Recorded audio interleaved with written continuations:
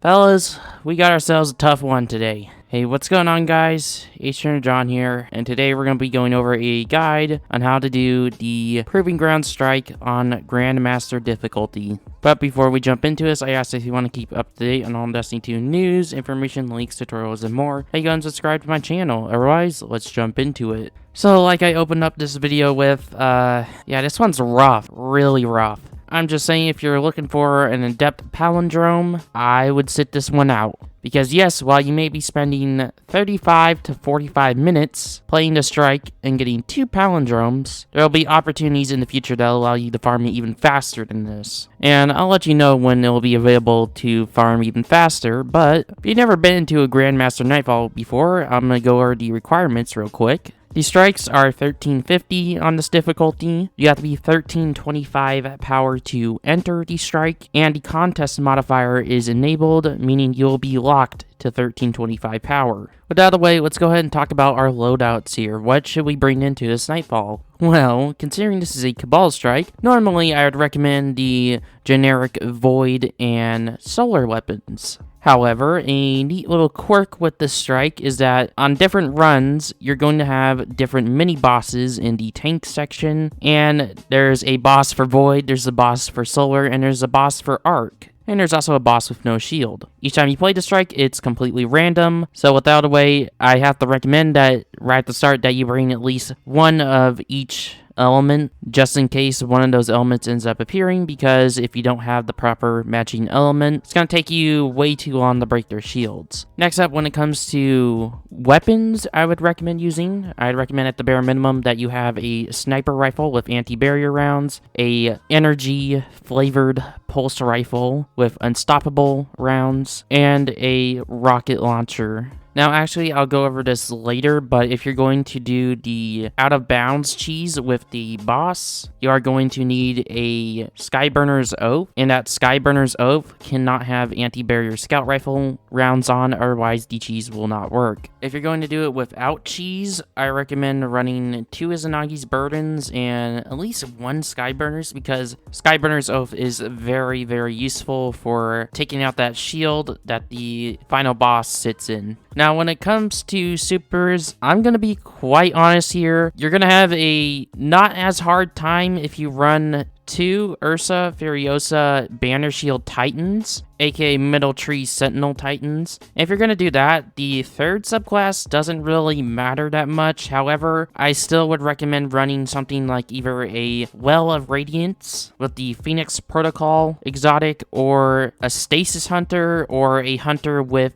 Bottom Tree Tether, running the, I think it's called Omninoculus. It's the brand new exotic chest piece that came with this season. And by the way, if you're going to run the Stasis Hunter, I recommend running the Aeon Gauntlets. But the one sect, I forget what it's called, but it's the one that if you finish champion, you create ammo for your team. Now, if you're not going to run double Ursa Titans, you're going to need a Well of Radiance at the bare minimum, and probably a Bubble Titan. However, it's just easier to run double Ursas. And for the strats that I'm going to go over in this video, I'm going to be using double Ursas. Now, when it comes to mods on your armor, as always, make sure you have the proper ammo finders for your guns, as well as your anti-champion mods for your guns. When it comes to actual builds, I think the only one that you're pretty much going to want to use is a Protective Light build, because that will keep you alive.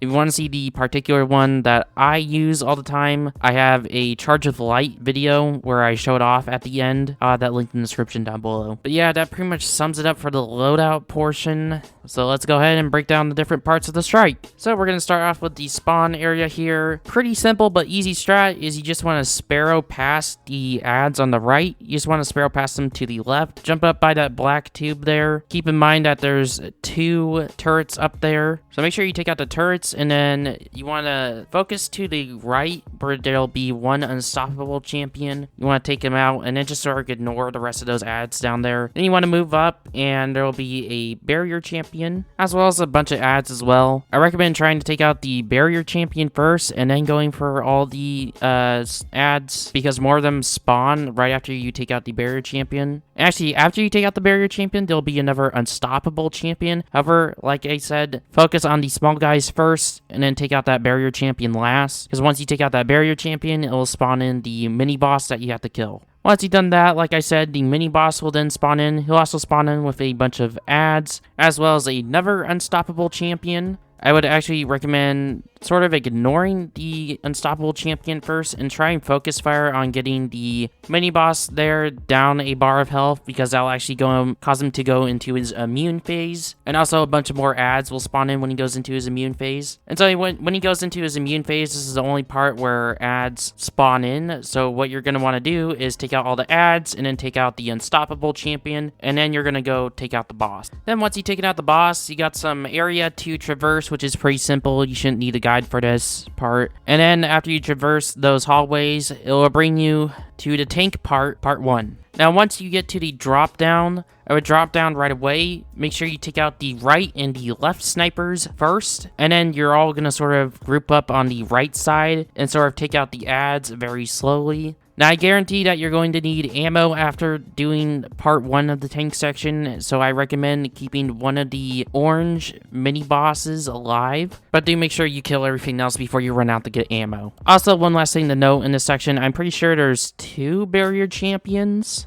so be aware of that, and once they're out in a good spot, you're going to want to focus fire them, but right away. Also, watch out for the, I think it's called interceptors. They're the little Cabal Sparrows with the void shielded scions on them. Watch out for that, because those will one hit. And there's one on the left, one on the right, and one in the middle in the back. Now, I wouldn't particularly worry about hitting the scions directly on, because it's very difficult to do unless they're on the side. So with that being said, I recommend just focus firing the actual interceptor that they're on. But yeah, once you clear out the main enemies in this room, it's then gonna start part 2 of the tank section, where you have to actually fight 2 tanks at once and the room becomes hellish. Now again, snipers are gonna spawn on the right and left. I recommend taking those out right away. But yeah, you got 2 ways of going about this. You can either Ursa Furiosa spam on the right side where you were and slowly take out the tanks under the cover of the Ursa Furiosa banner shield spam. Or the more risky way that you can do it is you can actually go up on one of these sniper perches where the snipers were, and keep in mind, if you're going to do it on the sniper perch way, you're going to have to melt the tanks super fast, otherwise 2 yellow bar shield cabal are just going to keep continuously spawning behind you on that sniper perch. But once you take out those 2 tanks, they don't spawn there anymore. But yeah, this is why in the beginning I recommend the Ursa Furiosa banner shield spam, because in this section there's literally little to no cover and everything one-shots. So that's why I highly recommend using Banner Shield with these exotics. But yeah, basically if you have Ursa Furiosa, you're just gonna keep spamming Banner Shield. You're gonna take turns, make sure you call out when you got about a quarter of super left, and then the next person is gonna pop theirs, and you're basically just gonna sit behind the Banner Shield and slowly take out everything in the room.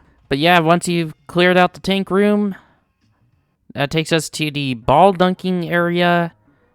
This section is pretty easy. Just simply sit back and shoot everything from afar. Also, in order to open up doors in that area, as well as spawn in the next wave of enemies, all you have to do is pick up the ball, and then you can just put it down because it'll respawn right away. I recommend just picking it up, putting it back down, and then focus firing on clearing out the entire room of ads, and then you can pick up the ball and go dunk it. Like I said, just take it slow in this section. Shoot everything from the back, take it slow. And once you clear this section and go up the elevator, this will bring you to the boss room. Now you got 2 ways of going about this. You could either do it the cheese way, that being going out of bounds like I show in the footage here. Now, unfortunately, the cheese way does not protect you from the boss. You can still get hit from the boss from up here. And also, you do have to be very careful because there is a lot of like joining allies areas. Another thing to keep in mind with this area is that only 2 people can get up here. The 3rd person can technically go up there, but I think they get instantly joining allies. And don't worry if you run out of ammo, because the game actually has a mechanic where if you run completely out of ammo, it gives you all your ammo back after a short period of time. But yeah, if you're going to do it the cheese way, basically all you have to do is just sit up there and shoot at the boss and pay attention to your health, because the boss can melt you pretty quick.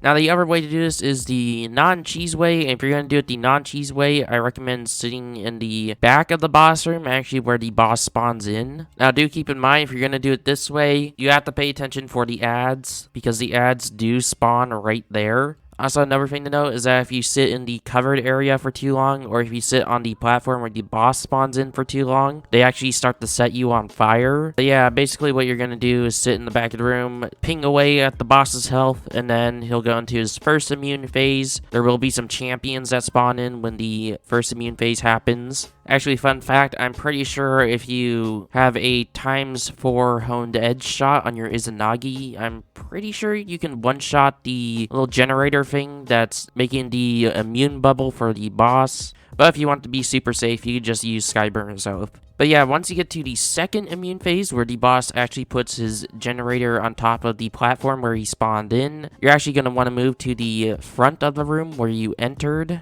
Obviously, there will be 2 more unstoppable champions that spawn in at this point. You want to take out the champions, you want to take out all the ads. Pay attention for the flaming balls that come out of him. Make sure you shoot those, calling those out for your team. And then after you destroy that generator, you're going to want to sit back at the back of the room again. And basically, the boss is going to try and charge at you, so you're basically just gonna have to juggle the boss by going through the flaming covered area tube underneath the boss platform, because the boss actually will not go through that tube. So you basically have to juggle him back and forth while trying to melt him. And once you kill him, that will be the end of the strike. If my voice sounds different than the rest of the video, it's because I'm recording this the next morning and I just sort of woke up. Yeah, but anyways, I apologize for this video coming out like a day late. I wanted to make sure I got things right. Anyways, this was John, and I'll see you in the next one. Peace.